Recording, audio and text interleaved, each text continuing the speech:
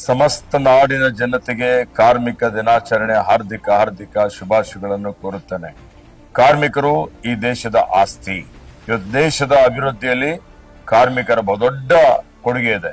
ಇವತ್ತೇನು ನಾವು ಅಭಿವೃದ್ಧಿ ನೋಡ್ತಾ ಇದ್ದೀವಿ, ರಸ್ತೆ, ಸೇತುವೆ, ಚರಂಡಿ, ಕೈಗಾರಿಕೆಗಳು, ಇವತ್ತು ಎಲ್ಲಾ ರೀತಿಯ ಅಭಿವೃದ್ಧಿಗೆ ಇವತ್ತು ಬುನಾದಿ ಹಾಕಿದ್ದಂತವರೇ ಕಾರ್ಮಿಕರು. ಹೀಗಾಗಿ ನಾನು ಕಾರ್ಮಿಕ ಬಂಧುಗಳಿಗೆ ನನ್ನ ಪರವಾಗಿ, ಕಾಂಗ್ರೆಸ್ ಪಕ್ಷದ ಪರವಾಗಿ ಅವರಿಗೆ ಹಾರ್ದಿಕ ಅಭಿನಂದನೆಗಳನ್ನು ಸಲ್ಲಿಸುತ್ತಾ, ಅವರೇನು ದುಡಿಮೆಯಿಂದ, ಅವರ ಬೆವರಿನ ಒಂದು ಹನಿಯಿಂದ ಇವತ್ತು ಇಷ್ಟೆಲ್ಲ ಅಭಿವೃದ್ಧಿ ಆಗಿದೆ.